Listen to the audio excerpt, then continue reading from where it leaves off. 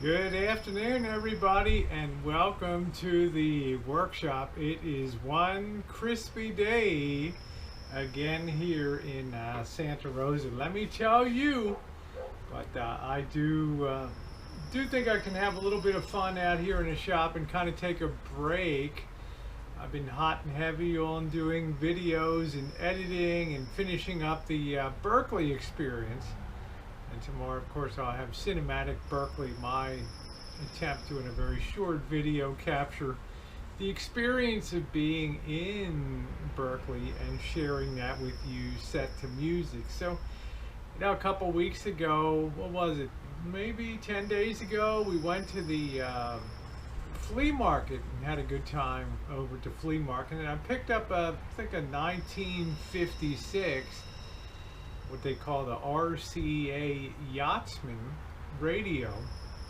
And this radio is kind of unique because not only does it have the traditional AM band, but it also had a marine band on it, and it made it particularly nice for, well, yachtsmen and people that were on the water. They could monitor marine traffic, and they could also, when they were in port or anchored, didn't have to worry anymore. They could just tune in the AM side and be able to listen to regular broadcasts and all that. So I believe it was a very popular radio, and because it was built by RCA, it probably also had very good quality to it. And the guy at the flea market wanted $20 for the radio. I offered $10 for the radio, and he took it, and which is fine. But the thing that's interesting on this is too, it's one of the earlier sort of portable battery-powered radios that you could buy an external battery pack and run the set off of that. So therefore, it uses very low voltage tubes within its circuits. So let's come down and take a little bit of a closer look today, and let's see what we can find out about this unit. Is it even worth saving? Because a friend of mine, prepper friend of mine, Comms Prepper, was kind enough to send me a whole lot of 1-volt tubes that came out of either his father's shop or somebody. So I'm very grateful to have them.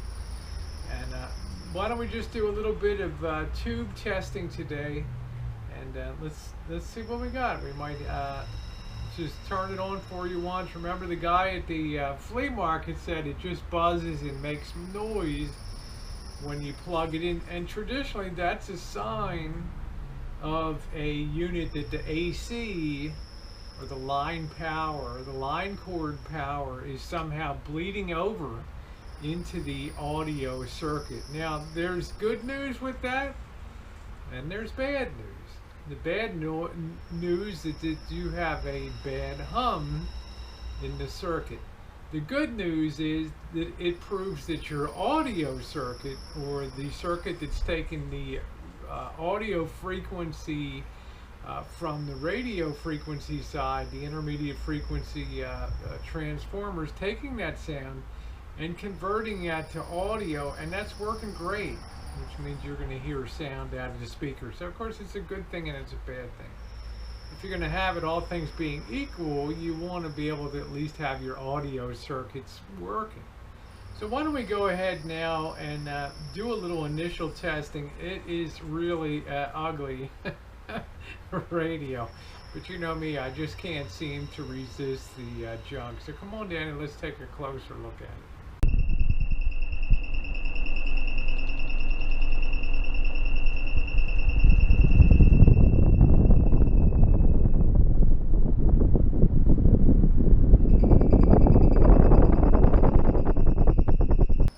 Now, I already plugged it into the Variac before, which is a good way so you don't smoke out your radio here or whatever you're going to plug in, because there could be a short in there and all of a sudden you've done incredible damage. So it survived that. We'll plug it in over here.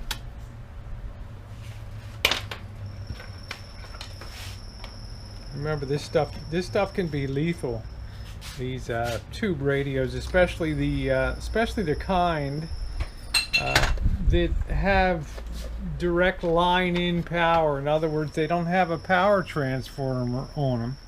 They just take that power directly in from the AC and run it through the initial circuits there. So it makes it highly dangerous in ungrounded situations. But if we go click it on, see there's already a crack in the plastic there, and somebody painted it black. You can hear that. And volume does nothing. Neither diminishes nor goes up, so yeah. Okay. So there's definitely a hum there on the units. The first thing I think I want to do is go ahead and test the tubes. In terms of the model number, kind of cool. It's got that antenna that swings around, directional antenna. In terms of this, looks like a built-in. The model number is the 7BX9H.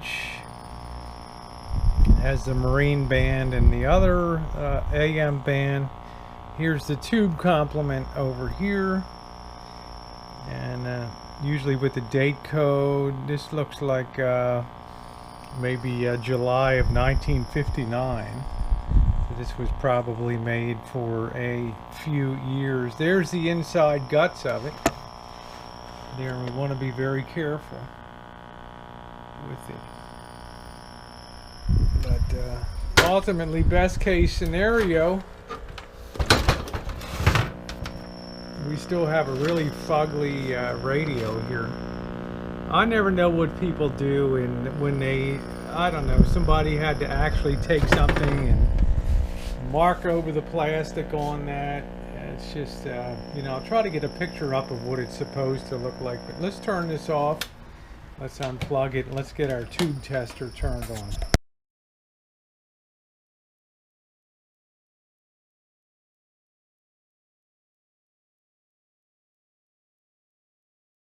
Now, sometimes I get real lazy and I just go through and I'm popping tubes in and out of the tube tester without turning off power before I do it, thereby possibly inducing another short.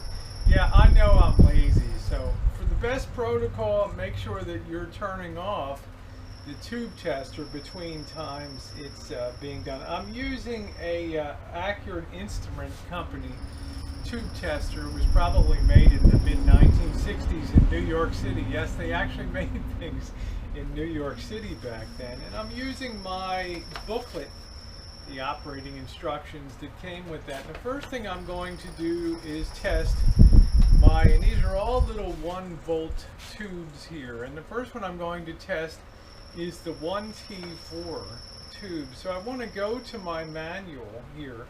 I want to go and well, I'll bring you in here and take a look at it.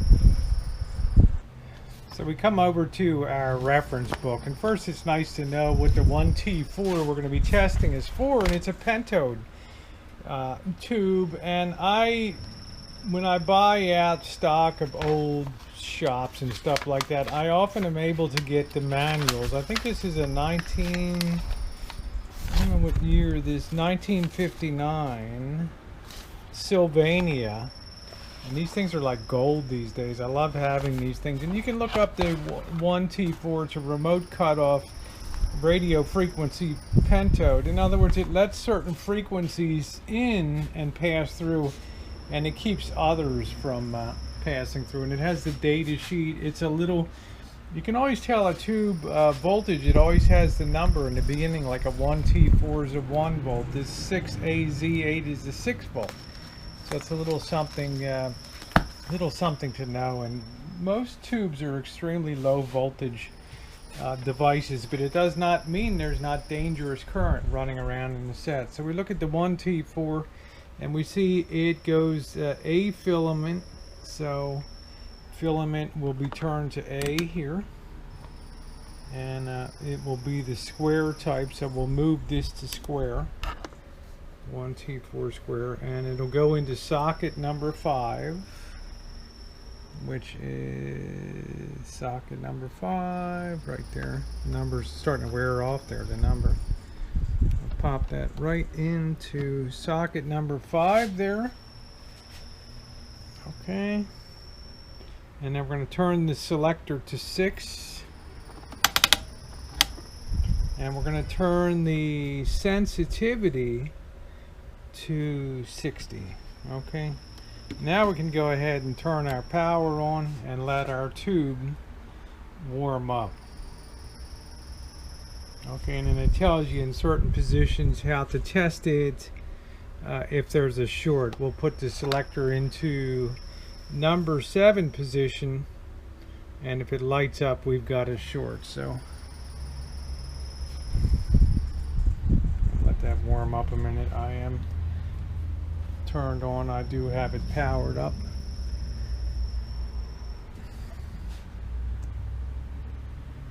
And we go ahead and we see right there we've probably got a bad bulb or a very weak one in there. Now we'll turn it to the number 7 position and test it.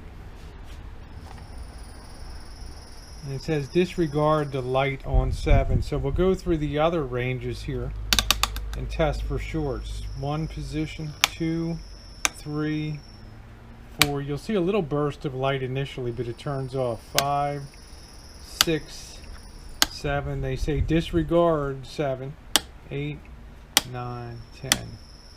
So it looks like the bottom line here is that we've just got a put that selector back on number 6 here. It looks like we've just basically got, you know, a bad tube. So that's for starters there. Okay. Yeah, unfortunately I'm looking through the box of what was sent me kindly by Comms Prepper, and it does not look like I have a 1 volter of that call out there, but this still may not be that, you know, there's grades of bad. So let's go ahead, let's stick this in, and let's try a few more here.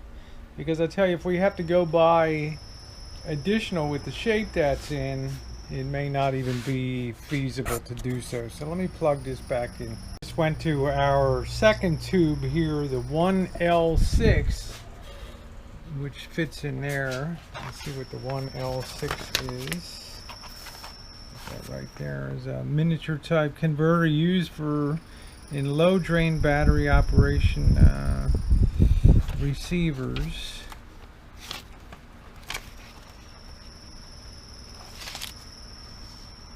Pentagrid converter.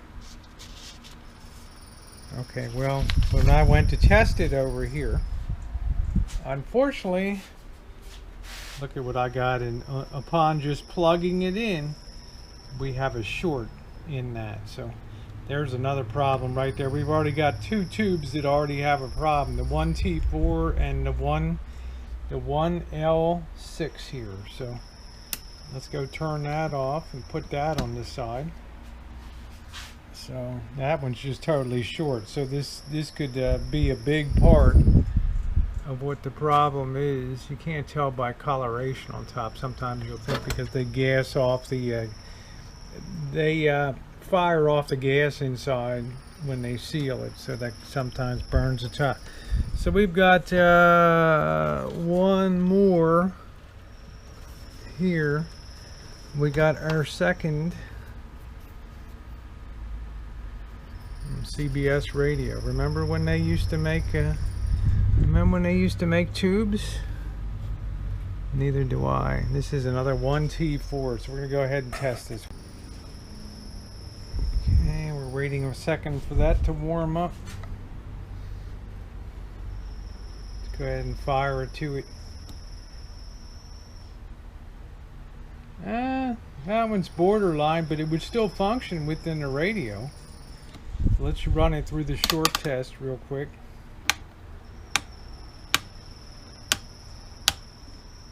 Disregard 7. Okay, so I'm going to call that okay. And I know you guys are, oh, it's not even in the good, but it's not bad. As it warms up, it'll get a little more efficient. Next, we're going to test the 1U5, which I think is a diode tube. Yeah, 1U5 is a diode pentode, and a diode is simply like a one-way street. It just allows current to move down one way only. So the 1U5, it's like a traffic cop. So we put our selector on A, 1U5. Go for the diamond, change that to a diamond here. Socket 5, selector 4. 5, selector 4. Actually, that should be 1U5 is selector 6 here.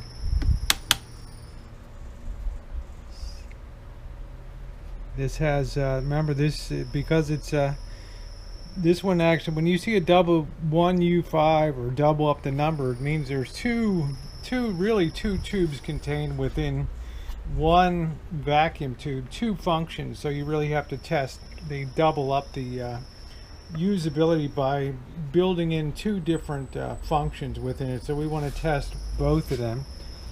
So first we'll test on the, put it on selector 6. And then we'll move it, we'll have a 60 here, and then we'll move that up to 100. So let's put our power on and test this.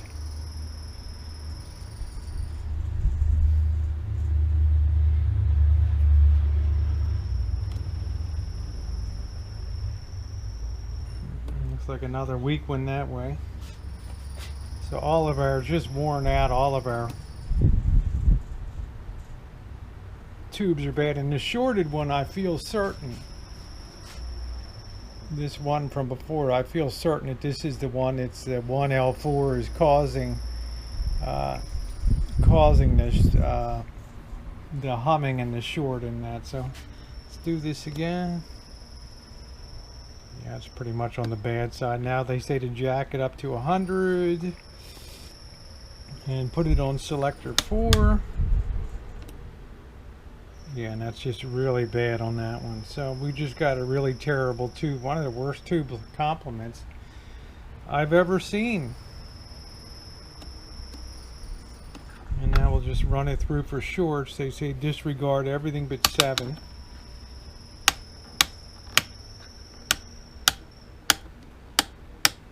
Okay, so there's another weak one.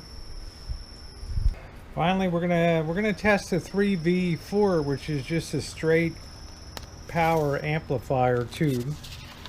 That's the thing that's giving all. It's the thing that's sucking all the juice out, and it's designed for the output stage, for the volume to really boost the small signal up it's getting, and make it a very big one. So we've got it all set in here. Yeah, 3V4. So let me just double check. 3V4B type square. It's in B. Socket 5, selector 6, sensitivity 40. There. So let's fire on. Well, there's some good news. There's just barely in the decent category. So we'll just test that for short. So it's probably the most expensive tube in the complement if there's any good news.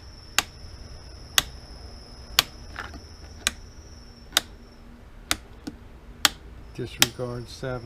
Okay, our tubes are all tested. We're gonna do it today, guys, and I want to thank you for being along just on the initial test of the Yachtsman, the late 50s RCA Yachtsman radio. Now the big issue is, of course, expense, and how much do you want to put into something to get it running again. Plus you have the additional problem of, like I said, you've got a really ugly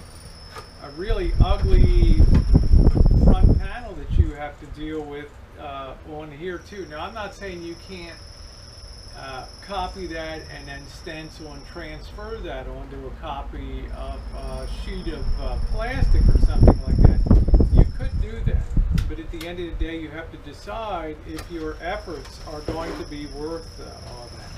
I can almost guarantee you with the build quality that RCA exhibited right through the 1950s and through the mid to late 1960s, before the pressure from Japan grew intense and cost reduction started to go, causing quality problems, I can guarantee you, we replaced that one 1L6 tube that was bad, that was shorted out. Probably the set would still run. Would it run great? No. Would it run great with a new complement of tubes? It would probably fire right up. So I'll let you guys vote on it. If you want to move ahead with it or just scrap it, I'm going to leave it to you, okay? So good news is our power amplifier tube, the 3V, is being the most expensive one, I'm guessing, is the only one that's probably good and decent enough to use in the whole set. Thanks so much for being along as we take an initial look at the RCA Yachtsman Marine AM radio. Your thumbs up are appreciated. Thanks so much. Holy smokes, guys. What an expensive little tube. $60 for that, that little 1L6 tube.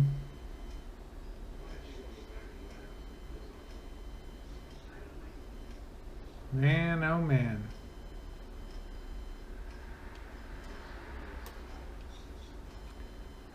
Well, just to let you guys know, that might be a deal breaker, that 1L6. Unless we can look into substitutes for it.